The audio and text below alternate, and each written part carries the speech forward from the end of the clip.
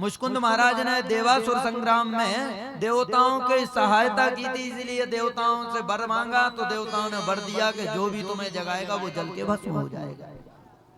कालियावन आया, कालियावन ने देखा कि यहाँ पर कन्हैया, प्रभु ने अपनी पीताम्बरी उड़ा दी ना मुचकुंद महाराज को, तो अपने कन्हैया को ही समझा और लात का प्रहार किया। जैसे ही लात का प्रहार किया तो मुचकुंद महाराज जाग गए और पहली दृष्टि इस कालियावन पे पड़ी और जल के कालियावन भस्म हो गया। मेरे प्रभु एक पहाड़ के ऊपर चढ़ गए। पहाड़ में जरासंध ने चारों दिशाओं में आग लगवा दी। मेरे प्रभु ने वहीं से छलांग लगाई और सीधे द्वारिका में जाके बसे, द्वारिका बसा ली। बोलिए द्वारिका नाथ महाराज की। द्वारिका बसा ली, सभी ब्रजवासियों को वहीं जाके रख लिया।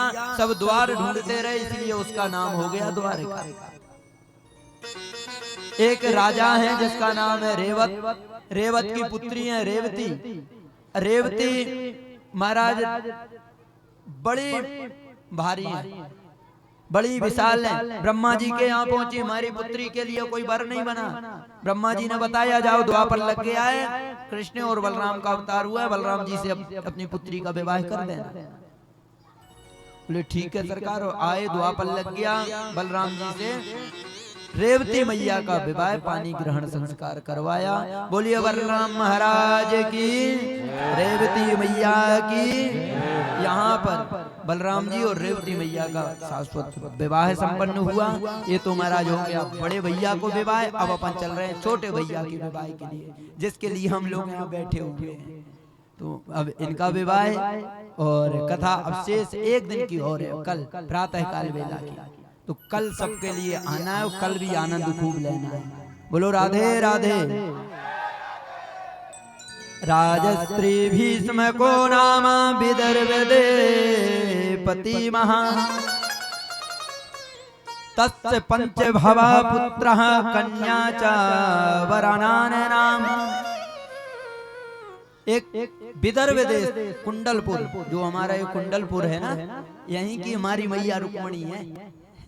कुंडलपुर विदर्भ देश है। पहले जो हमारा ये मध्य प्रदेश और छत्तीसगढ़ है ना, यहाँ पर मेरे राम जी सरकार ने वनवास भोगा है। इसी को वन बोलते हैं, यही वो वन है। मेरे कन्हैया की जो ससुराल है, हम ससुराल पक्ष के हैं। मध्य प्रदेश से जो रिश्ता है मेरे प्रभु का, इसलिए हमारी बहन है रुक्मणी, तो एक रिश्ते से कन्हैया हमारे जीजाजी भी लगते हैं। विदर्भ देश कुंडलपुर के राजा हैं भीष्मक। इनके 5 पुत्र हैं और एक पुत्री है।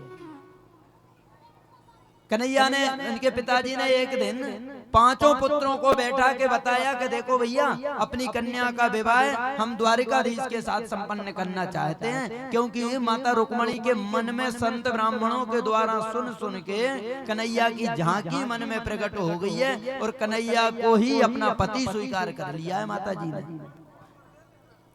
और जैसे ही राजा भीष्मक ने अपने पुत्रों को बताया तो और पुत्र तो हाँ बोलने लगे, लेकिन बड़ा पुत्र रुक्मी खड़ा हो गया। अरे उस भिखमंगे चोर के यहाँ हम अपनी इतनी सुंदर कन्या का विवाह करेंगे? नहीं हो सकता है। अरे जिसका जात का पता नहीं, जिसके पात का पता नहीं, जिसके कुल का पता नहीं, खानदान का पता नहीं, डरपोक भाग जाता है युद्ध से। बचपन से ही जिसका नियम खराब रहा हो, चोरी करता फिरता है, उसके साथ हम अपनी नहीं कर सकते हैं। बहन का विवाह कर दें? कहाँ भी तुम बात करते रहते हो, बुढ़ापा आ गया, बूढ़े हो गए हो तुम। राजा बोले तो एक काम करो, आज से मैं विवाह की चर्चा नहीं करूंगा, जहाँ करना है वहां कर लो। भीष्म को बोला तो ठीक है, मैं जाता हूँ। सो महाराज रुक्मी गया और सुबह गया और शाम को आया वापस, कहता परसों बारात आनी है, विवाह कर लो। अब तो महाराज राजा को गुस्सा आ गया, ऐसा एक ऐसा रिश्ता करने गया था। अरे भैया ना देखा ना समझा ना मुहूर्त, ना कोई परसों विवाह, और ना वो नहीं हुआ, न लगन हुई, कुछ तो नहीं हुआ है। जो करना है वो परसों कर लियो, मैं कुछ नहीं जानता हूँ। ये बात माता रुक्मणी को पता चल गई। माता रुक्मणी दौड़ी दौड़ी भाभी के यहाँ पहुंची।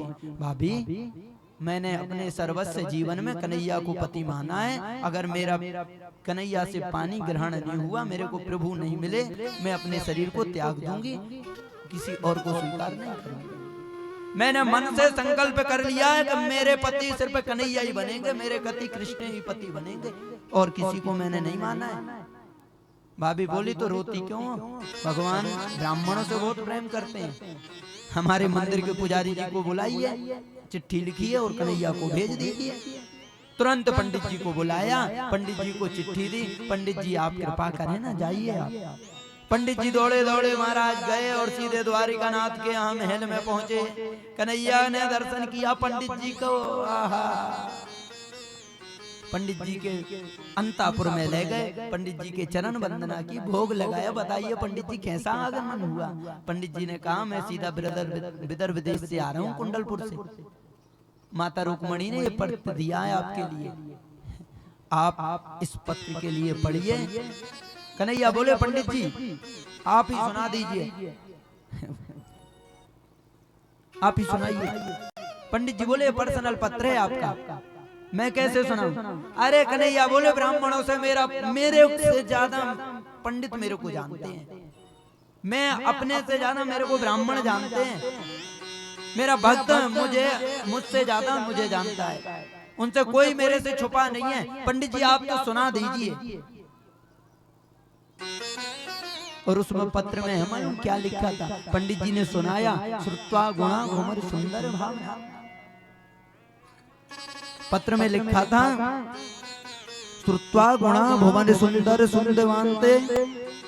नहीं है, सिर्फ आपको मैंने सुन के आपसे प्रेम कर लिया और आपको मैंने पति के रूप में स्वीकार कर लिया है। हे भगवान, अगर सिंह के मुख का निवाला अगर कोई शिकार ले जाएगा तो बहुत बुरी बात है प्रभु, इसलिए मैं आपसे निवेदन करती हूँ कि आप मेरे पास आइए, मेरा हरण करके ले जाइए और मेरे से पानी ग्रहण कीजिए। अगर आप मेरे को नहीं ले गए तो मैं इस शरीर को त्याग दूंगी, मैं और कहीं नहीं जाऊंगी। मेरे भाई ने मेरी शिशुपाल के साथ संबंध कर दिया है।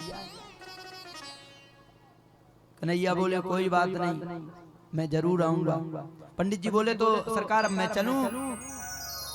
कहाँ चलो? कुंडलपुर जाऊंगा। भगवान बोले अब जब आए हो तो मैं साथ में चलूंगा। भगवान ने पंडित जी को रथ में बिठाया, खुद रथ हाँकने लगे और महाराज इतनी तीव्र गति से रथ को भगाया कि बलराम जी ने देखा कन्हैया कहाँ जा रहे हो? जब तक कन्हैया को बुलाते जब तक तो कन्हैया भाग गए। बलराम जी ने अंदर जाके पूछा भैया ये इतनी जोर से कहाँ गया है?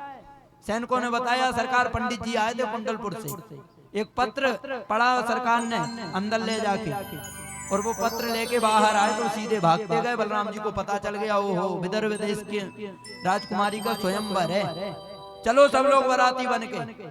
सो महाराज पीछे से बलराम जी ने भी अपनी नारायणी सेना ली और सीधे पहुंच गए। माता रुक्मणी के लिए गौरी पूजन के लिए बुलाया गया। पहले रीत थी वहां पर, रीति के द्वारा गौरी पूजन के लिए माता आई हैं। शिशुपाल आदि सभी बड़े सैनिक लगे हैं, बड़ी व्यवस्था है, लेकिन माता रुक्मणी गौरी पूजन के लिए आ रही हैं। और गौरी पूजन के यहाँ जब आई हैं तो भगवान को देखने लगी। कहाँ है? कभी देखा नहीं।